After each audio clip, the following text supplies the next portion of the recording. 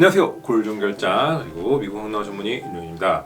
오늘은 저는 정형외과 전문의이자 그 다음에 뭐 미국 항노화 전문의 저 굉장히 많지만 환자분들이 저에게 물어보는 질문 중에 한 가지가 있어요. 선생님은 동맥경화라고 했는데 이거를 정형외과에서 보는 게 맞나요? 이런 질문을 좀 많이 받고요. 선생님은 동맥경화라고 했는데 내과 선생님은 동맥경화가 없다고 하던데요? 라고 말씀하시는 분들도 많아요. 제가 동맥경화를 먼저 보게 된 이유를 말씀을 드릴게요. 동맥경화에 대해서 제가 관심을 갖게 된 거는 사실 그렇게 오래되지 않았어요. 불과 몇 년인데요. 정형외과 트레이닝을 할 때는 사실은 그렇게 큰 관심 없었고요. 그리고 나머지 뭐 질환 같은 경우에도 어떻게 먹으면 되지 않을까? 이렇게 생각을 했어요. 그런데 이 동맥경화라는 거를 어쩔 수 없이 제가 보게 된 논문이 한 편 있었어요. 협착증이라고 하는 것들이 동맥경화와 관련이 있다는 논문을 제가 발견하게 됩니다. 즉 협착증 치료를 할 때 우리가 여러 가지 치료를 하고 뭐를 하고 하는데 보통 정형외과에서는 뭐 수술을 하고 그다음에 뭐 감압술을 하고 뭐 주사를 주고 약을 주고 이런 것들을 우리가 하게 됩니다. 그런데 이 협착증이라고 하는 부분에서 신경에도 동맥이 가고 그리고 척수에도 동맥이 가고 이런 동맥이 잘 안 가면서 신경에 문제가 생기고 그러면서 여러 가지 문제가 생기면서 협착증이 생긴다라는 그런 논문들이 있더라고요. 우리가 이런 논문을 보면서 그러면 어떻게 접근을 해야 되지? 라고 이제 생각을 한 거예요. 처음에는 환자분들이 동맥경화라고 하는 분들에게서만 제가 그런 부분을 조금 더 한번 접근을 해보기 시작했어요. 그런데 어느 날 엑스레이를 조금 집중해서 보다 보니 목에서 석회가 있는 사람들을 발견을 하게 됐어요. 즉 처음부터 제가 석회를 보려고 한 건 아니고요. 그리고 그런 분들을 초음파로 봤더니 동맥에 떡하니 이제 석회가 끼어있는 즉 동맥경화가 있는 것들을 발견하게 된 거죠.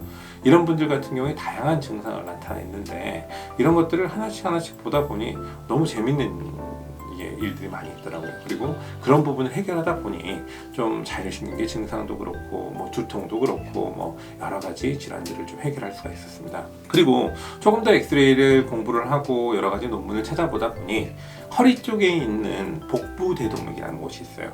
즉 우리가 척추가 이렇게 있단 말이에요. 그러면은 엑스레이를 찍을 때 우리가 전면으로도 찍지만 옆으로도 우리가 찍거든요. 그럼 옆으로 찍을 때 척추 앞쪽을 지나가는 동맥이 있습니다. 이 동맥에서 동맥경화가 있는 것들이 엑스레이에서 보이기 시작한 거예요. 먼저 제가 그걸 찾으려고 하진 않았어요, 사실은. 그런데 공부를 하다 보니 좀 찾을 수 있게 되었고, 그렇게 그런 논문들을 찾아보다 보니 환자들이 조금 더 잘 보이기 시작했던 거예요.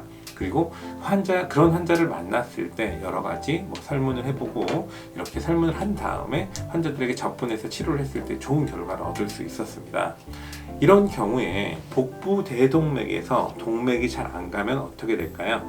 즉 소화도 잘 안 되게 되겠죠. 그리고 소화가 잘 안 되면 어떻게 될까요? 장이 망가지면서 여러 가지 문제가 생기겠죠. 그러면 동맥경화를 먼저 해결을 해야 될까요? 장을 먼저 해결을 해야 될까요?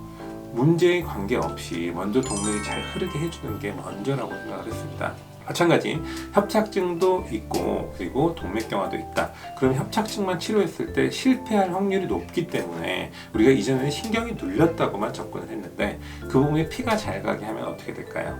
그리고 그렇게 하면서 우리가 치료를 하게 되면 좀 더 좋은 결과를 얻을 수 있지 않을까, 그런 의문에서 시작을 했어요.